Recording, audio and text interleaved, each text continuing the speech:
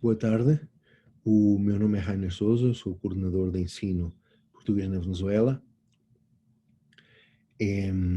Quero agradecer o convite que fez o professor Henrique de Sá para poder fazer esta pequena apresentação. Este é um conjunto de apresentações planificadas pelo professor Henrique de Sá, que é o atual docente do Instituto Camões, na Universidade Pedagógica Libertador, em Maracay, ou PEL. Universidade esta que tem um convênio de cooperação com o Instituto Camões. Camões IP, o Instituto da Cooperação e da Língua. Desde já 1 ano e meio, começaram as aulas no curso de formação de professores nesta universidade. Esta sede está, como eu já disse há pouco, localizada na cidade de Maracay, no estado de Aragua, na República Bolivariana da Venezuela. Esta é uma série de apresentações dirigida a todos os jovens e pessoas interessadas em dar aulas de português como língua estrangeira, quer estejam em formação atualmente ou que já dão aulas de português há bastante tempo e querem sempre refrescar alguns destes temas relacionados com o ensino de PLE. O tema da minha apresentação, que é a primeira parte de uma apresentação mais geral, que chama-se a planificação, a importância da planificação em PLE. Para isso, gostaria de compartilhar convosco um esquema. A planificação em PLE. Este é um tema bastante importante. Eu gostaria de fazer primeiramente algumas considerações sobre a palavra planificação. Esta palavra vem do latim planus, que significa achatado, nivelado, que resultou na nossa palavra plano. E esta, metaforicamente, lembra algo esquematizado ou desenhado num papel ou superfície lisa. Ou seja, nós temos um plano, não é? Plano, algo achatado, nivelado, é uma metáfora. Nós precisamos de algo, não é? Desenhado ou esquematizado numa superfície lisa para saber o que é que nós vamos fazer. Eu gosto bastante de ir à origem das palavras, porque estas raízes etimológicas das palavras podem e dão muitas vezes um outro sentido à própria palavra. Então, gostaria de começar a falar sobre a importância de planificar na nossa vida pessoal. Na nossa vida pessoal ou até profissional, muitas vezes nós nos questionamos se estamos a atingir as nossas metas ou os nossos sonhos. Todos temos metas, todos nós temos sonhos, não é? E nós podemos nos questionar: será que estou a atingir o que eu desejo? Tenho eu uma agenda de tarefas? Estarei a planificar? Vejam que geralmente as pessoas, algumas pessoas gostam de ter uma agenda. E na agenda as pessoas, elas planificam aquilo que elas vão fazer, por exemplo, nos diferentes dias da semana. Na segunda-feira à tarde faço isto, na quarta-feira de manhã faço outra coisa, quinta-feira à tarde tenho um compromisso entalado. Ou seja, nós planificamos a semana, por exemplo, os que temos agenda, porque essa é a melhor forma, primeiro, de nos lembrar dos nossos objetivos, dos nossos compromissos e também para evitar que nos sintamos frustrados por não fazer determinadas coisas. Quer dizer, nós planificamos com o desejo de atingir determinados objetivos. E, ao mesmo tempo, nós temos ali tudo planificado, porque se aparece um obstáculo, nós podemos, dentro da nossa planificação, por exemplo, ter um plano B ou algo pelo estilo. Então, isso é importante, a planificação a nível pessoal é algo que é bastante importante como profissional, na nossa vida pessoal, para atingir as nossas metas e os nossos objetivos. Então a pergunta será que eu estou a planificar? Quando nós entendemos o poder da planificação, perceberemos melhor a maneira como essa ferramenta pode ser eficaz e poderosa. Okay? Se nós aprendemos e percebemos que planificar é importante, então nós podemos compreender também melhor que para atingir os nossos objetivos temos que planificar ou planificar melhor. Ao realizar uma planificação, mesmo que simplificada, as possibilidades de alcançar o objetivo são muito mais efetivas. Obviamente que vão aparecer, como disse há pouco, muitos obstáculos, muitos ou alguns obstáculos, mas se nós planificamos antes o que nós desejamos fazer, podemos podemos controlar melhor e a possibilidade de atingir aquilo que nós queremos, ela vê-se aumentada. Então, é muito mais fácil obter o êxito. Então, podemos perguntar-nos, então o que é planificar? A planificação é o ato de estabelecer o estado atual, definindo os objetivos e metas. Estabelecer o estado atual. Realizando para isso uma análise da situação atual e traçando um plano de ação, fazendo as verificações e ajustes necessários para continuar o ciclo. Estabelecemos, ou observamos, melhor dito, acho que a palavra seria melhor observar o estado atual e, a partir desse estado atual, definir os nossos objetivos e as nossas metas.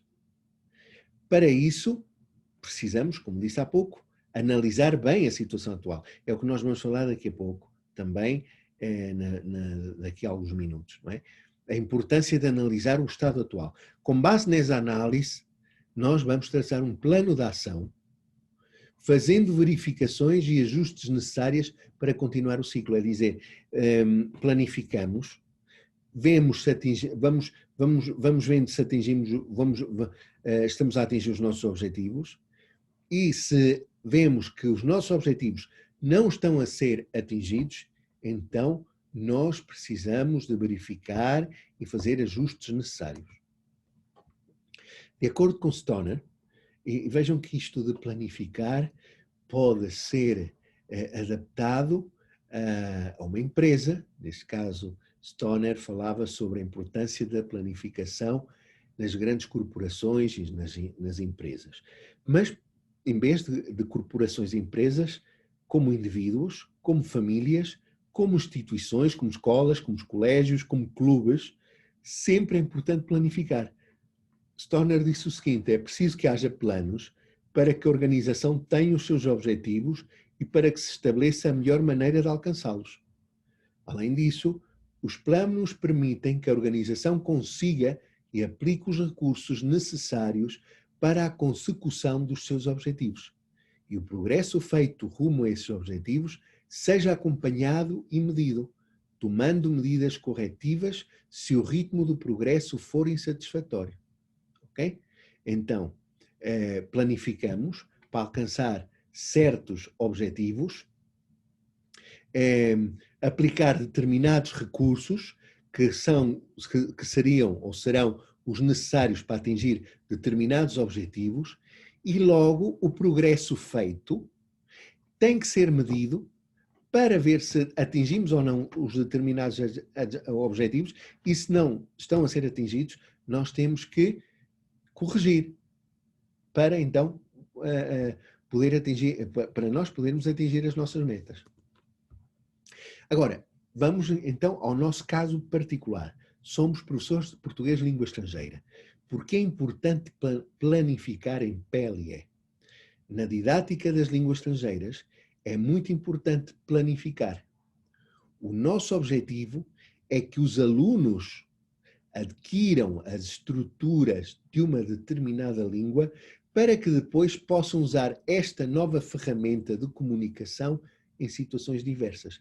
Então, o nosso maior objetivo é que os nossos estudantes aprendam a falar português, não é? para que eles possam depois estabelecer comunicação com outras pessoas nesta língua que estão a aprender. Essa é a nossa maior meta como professores. Como futuros professores, devemos estar conscientes disso. Qual é o nosso objetivo? Mas antes de planificar, devemos ter em atenção os seguintes aspectos, que é aquilo que eu vou falar. Aspectos a ter em conta. Antes de planificar, há que ter em conta o seguinte: onde é o sítio ou contexto de ensino, a quem, determinar qual é o nosso público de ensino, o quê, que programas vamos utilizar e que manual. Agora, nós perguntamos onde? Com o nosso contexto de ensino, onde nos vamos desenvolver, a quem?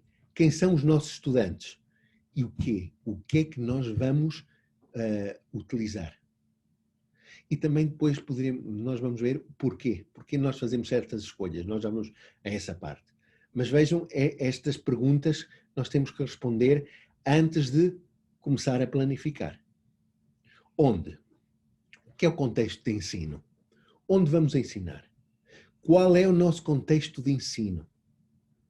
Nós ensinamos PLE, Português Língua Estrangeira, na Venezuela, em escolas venezuelanas que estão inseridas num determinado contexto regional. Não todas as escolas estão em Caracas, estão em diferentes regiões do país.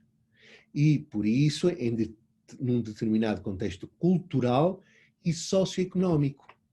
Dentro de uma cidade há setores socioeconómicos diferentes e as escolas, os estabelecimentos educativos estão inseridos em determinadas realidades socioeconómicas e culturais, que são todas diferentes umas das outras. E isso pesa no momento de planificar as nossas aulas de português, neste caso português, porque estamos a falar no contexto de PLE. Mas qualquer outra disciplina precisa de uma planificação e, por isso, precisa de refletir sobre estes aspectos tão importantes. Onde? E estes aspectos podem influenciar a nossa planificação, óbvio, e dentro dela, os objetivos que desejamos atingir, dependendo deste contexto de ensino. Então podemos perguntar a quem? Qual é o nosso público? Neste ponto entram vários aspectos tais como a idade dos estudantes, isto é, a faixa etária dos nossos estudantes. Não é o mesmo ensinar adolescentes do que adultos.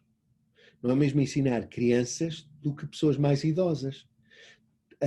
A idade dos estudantes é um fator muito importante na hora de planificarmos as nossas aulas, como é óbvio. Temos que adaptar-nos a uma faixa etária.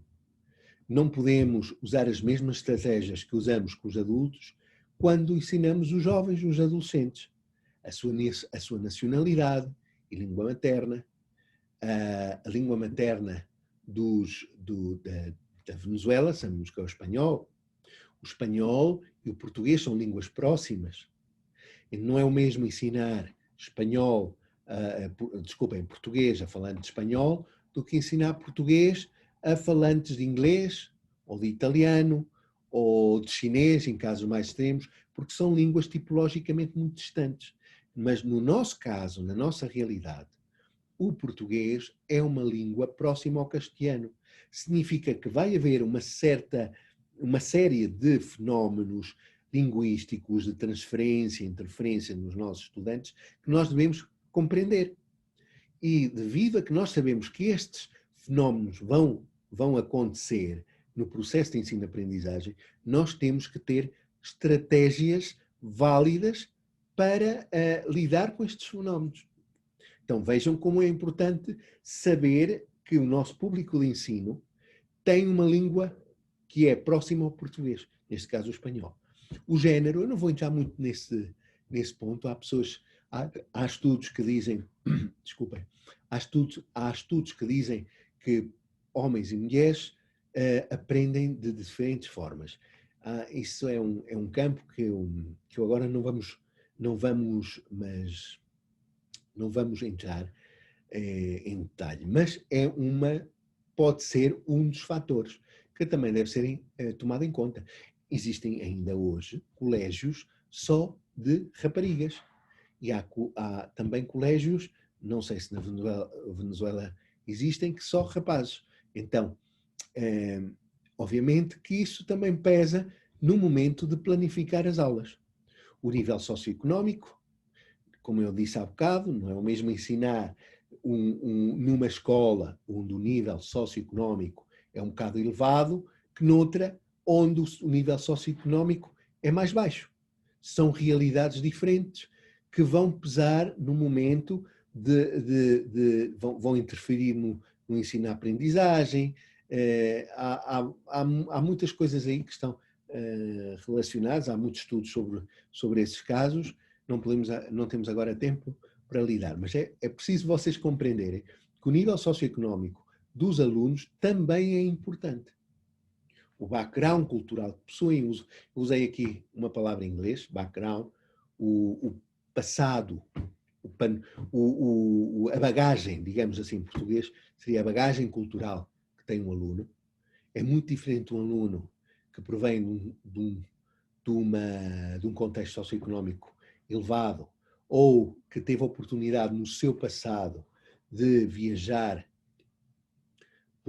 pelo mundo, conhecer vários países, aprender outras línguas estrangeiras, do que outro aluno que nunca teve a oportunidade de sair do país. Não teve a oportunidade de aprender outra língua estrangeira. Só agora, na escola é que tem a oportunidade de aprender português, por exemplo. Ok? São coisas diferentes que pesam. A sua trajetória escolar, em que escolas andou no seu passado, ok?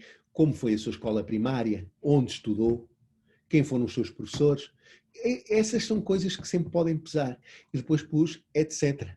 Sempre há outras coisas que podem pesar ou que são, digamos, fatores a tomar em conta na hora de planificar. Agora perguntamos o quê? O que é que vamos ensinar? Vamos ensinar português? Sim, certo. O que é que vamos ensinar? Vamos ensinar, por exemplo, português como língua de herança ou língua estrangeira? Há uma diferença.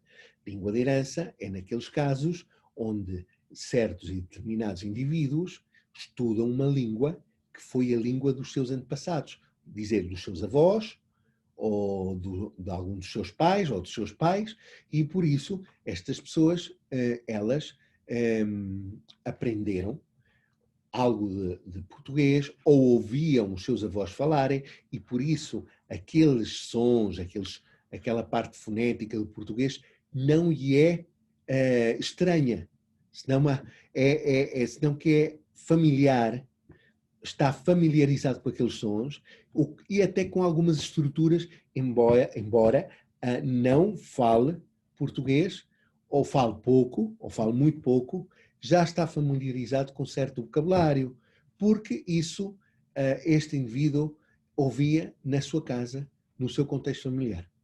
Uma língua estrangeira é uma língua em que o aluno começa praticamente desde zero e vai descobrindo essa língua pouco a pouco, não é?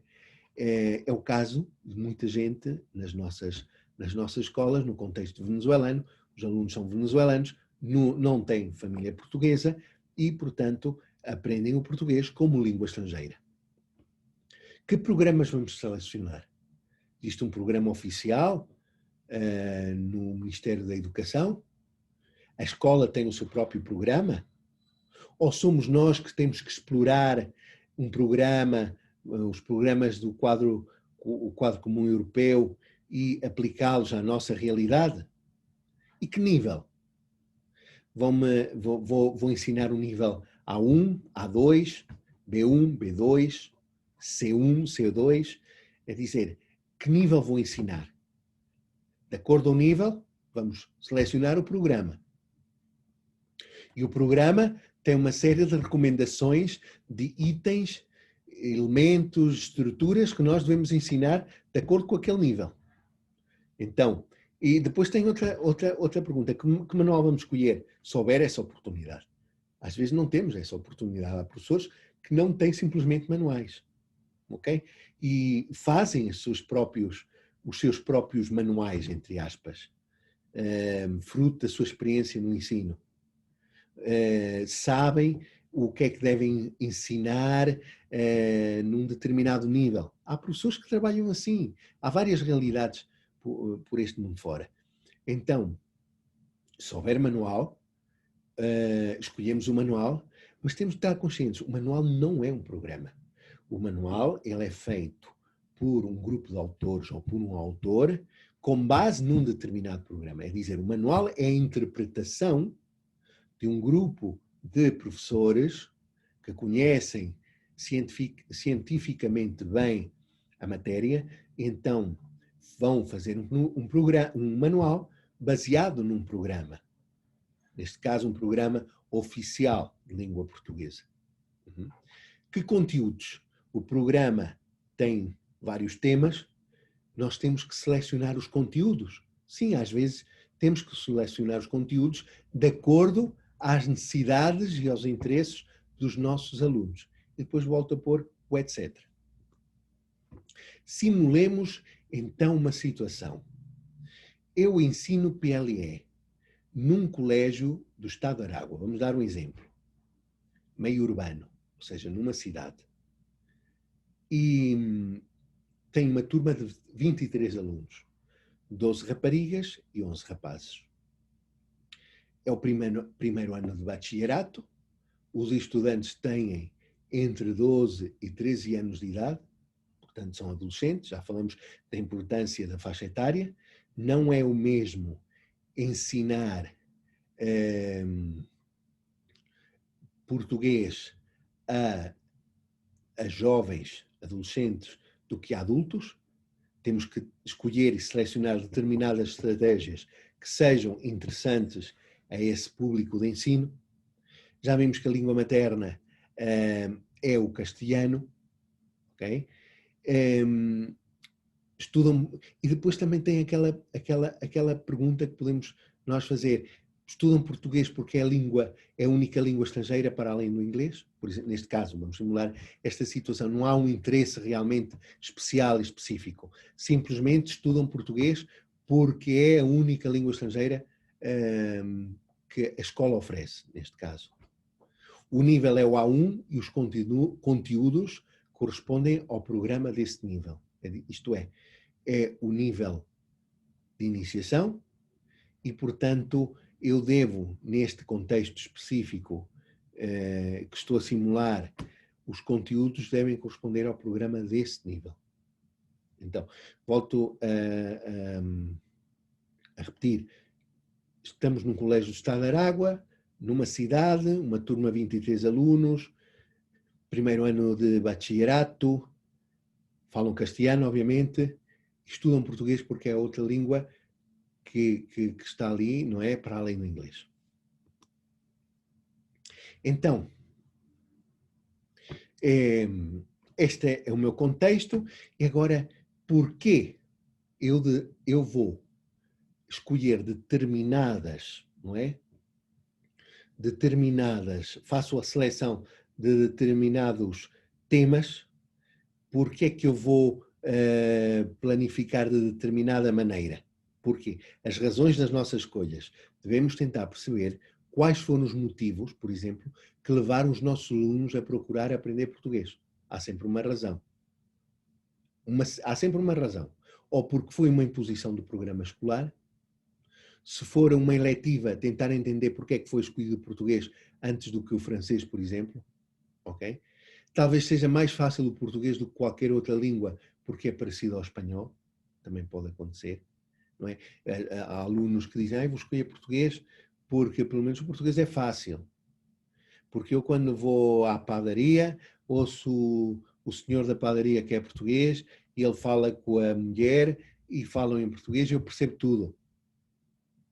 Então significa que se eu escolho português, não é tão trabalhoso ou tão árduo a sua aprendizagem, isto na mentalidade de alguns dos alunos, aprender a língua portuguesa porque é parecido ao espanhol e custa-me mais o inglês ou custaria mais o francês do que propriamente o português. Às vezes pode ser somente essa a razão pela qual escolhem português.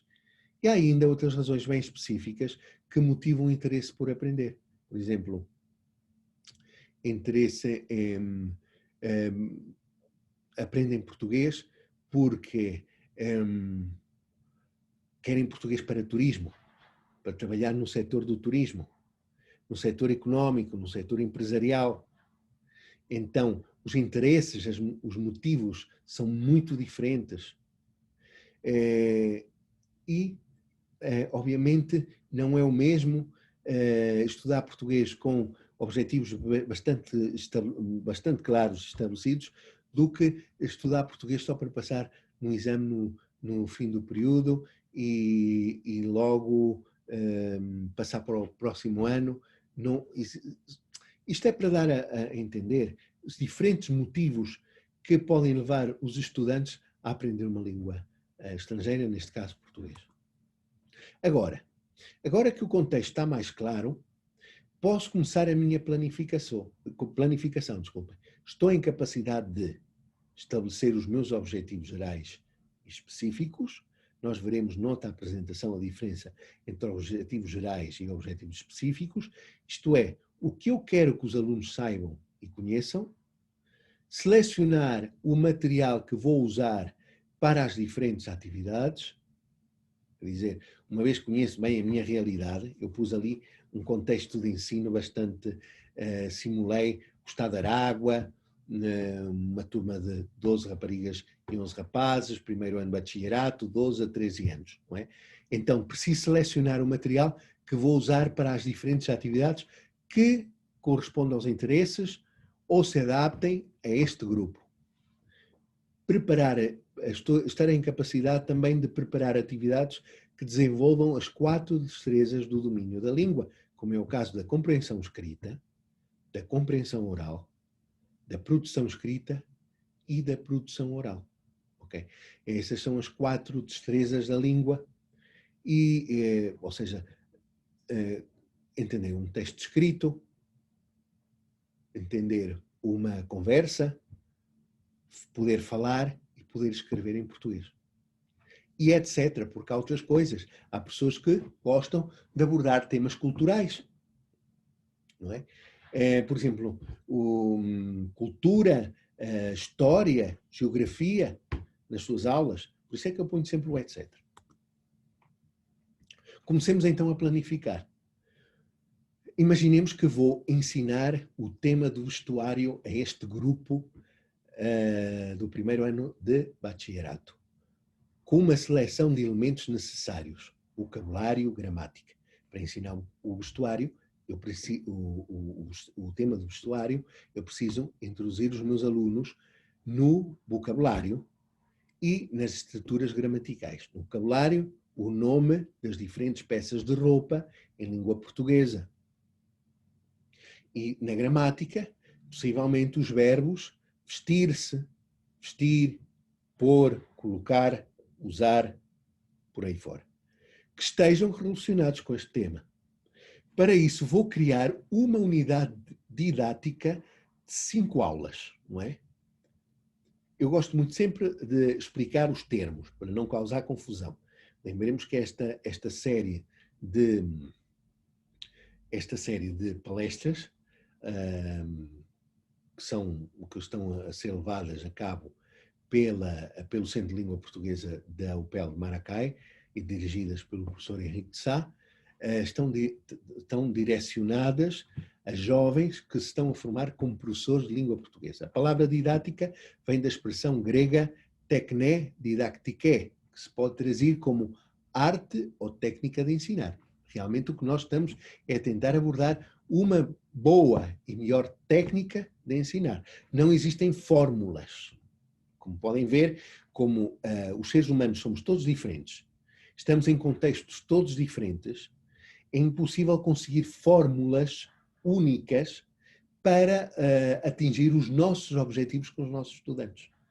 Nós temos, a única fórmula que eu conheço nisto da didática é tentar conhecer bem aquilo que nós vamos ensinar, óbvio. E depois conhecer o público, bem o público, o contexto, o público de ensino e o contexto de ensino desse mesmo público. A didática estuda os diferentes processos de ensino e aprendizagem. Então, vejamos um esquema geral das aulas. Não é? Eu disse que eram 5 aulas. Numa primeira aula, tem que haver uma introdução ao tema do vestuário. Noutra apresentação, nós veremos, aula por aula, como é que nós podemos planificar as nossas aulas dentro de uma unidade didática. Então, a primeira aula seria a introdução ao tema do vestuário. E nós temos que buscar estratégias interessantes para que os nossos jovens, os nossos estudantes, de 12 a 13 anos, que é uma idade um bocadinho, todos que somos professores sabemos como é essa idade, temos que procurar estratégias interessantes para motivar os estudantes a aprenderem sobre o vestuário em português. Depois temos a aula 2 e a aula 3, que é o desenvolvimento do tema do vestuário, onde nós vamos ensinar, além de dar o vocabulário na primeira aula, continuar a dar vocabulário, leituras, fazer práticas das 4 destrezas que nós já falamos, introduzir os estudantes aos verbos que nós queremos que eles aprendam, àqueles itens gramaticais dos quais eu falava há pouco. E depois, na aula 4, uma conclusão do tema do vestuário. Tem que haver uma conclusão. Não é? E na aula 5 está dedicada à avaliação. Eu não pus aí avaliação sumativa. O professor tem que criar um instrumento de avaliação para avaliar os seus estudantes. Okay? E isso é muito importante para saber se aqueles conhecimentos foram adquiridos ou não. Noutra apresentação, nós veremos como, então, trabalhar aula por aula. Okay? Como é que estratégias nós podemos usar para motivar a esta turma. É só ficção. Bom, nem é tão ficção, elas existem. Há turmas de primeiro ano de bachillerato com miúdos jovens de 12 a 13 anos que estudam português. Nas escolas do Estado de Aragua. Pode ser nas escolas do Estado de Miranda ou em outra região da Venezuela. Mas esta do Estado de Aragua. Na próxima apresentação, daqui a umas semanas, nós vamos tentar saber como preencher cada uma destas aulas com atividades que motivem os estudantes a aprenderem a nossa língua. Muito obrigado.